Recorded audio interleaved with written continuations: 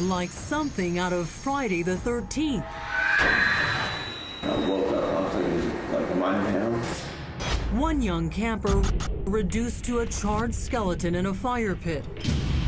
Another savagely slashed and bleeding to death. And it appears that a real-life Jason is on the loose. Do other campers think there's a killer out there among them? Yes. This terrifying campfire story unfolds on the banks of Bucks Lake in Northern California, a popular camping spot. It was very chaotic and very frightening for the people that were up here. Among them, a pair of young buddies camping out for the night.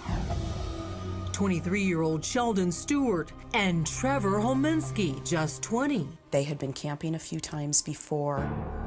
Trevor's mother, Allison, had no reason to believe her son would be in any danger when they went camping at Bucks Lake. He was wilderness trained and knew how to take care of himself. Graduating with honors from a long, grueling wilderness survival course when he was in his late teens. I spent 98 days in the wilderness. And then made a film about the life-changing experience titled Blue Crow. I was awarded the name Blue Crow because blue, which was for friendliness, openness, freedom. Winning the high admiration of his friends and family whom he interviewed for the film. I'm incredibly proud of you, Trevor. You have walked a path that many people 4 times your age haven't walked, and the things you have done in your short life are amazing.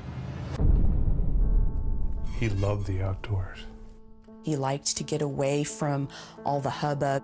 He had social media accounts, but he never liked that everybody always has their nose in their phone. So he liked getting away, just him and his friends and the wilderness. Trevor loved music. He loved writing music. He loved playing music. He loved producing music. A brilliant wordsmith. Just had a really good grasp of English. He was a beautiful writer. And Trevor's sunny nature and sense of humor endeared him to anyone who met him. They did that. Trevor had just recently decided to follow a childhood dream and join the Marines. He had a lot of patriotic pride, and he was strong and smart, qualities that the Marines would look for. One of the toughest things to do in the world. Yeah, and he wanted to be Special Forces. But it's a choice that would ultimately change the entire course of his life. Because after being accepted into the military, Trevor wanted one last hurrah before shipping out. A farewell camping trip with his buddy, Sheldon Stewart. And that was one thing he wouldn't stop talking about.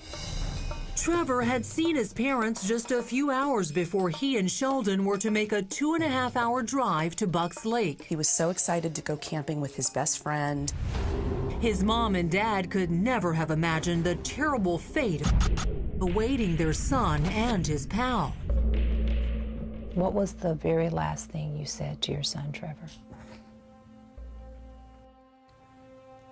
When we got into the car, Trevor walked us to our car, and Trevor hugged his mom goodbye, and I didn't. That's something I have to live with for the rest of my life. And it's not until well after the 2 young men had arrived at Bucks Lake that Mom Allison is suddenly struck by a strange feeling of foreboding. I had a moment of serious anxiety. I really was concerned about him. And I just said, "Oh, Allison, you're being ridiculous." But her mother's intuition would turn out to be tragically right on target. I wish that I could go back and say, don't go camping. Next, horror and terror at Bucks Lake. Did you think a stranger had attacked the campers? There were approximately 10 stab wounds on the side of his neck, and one was a little bit worse than the rest.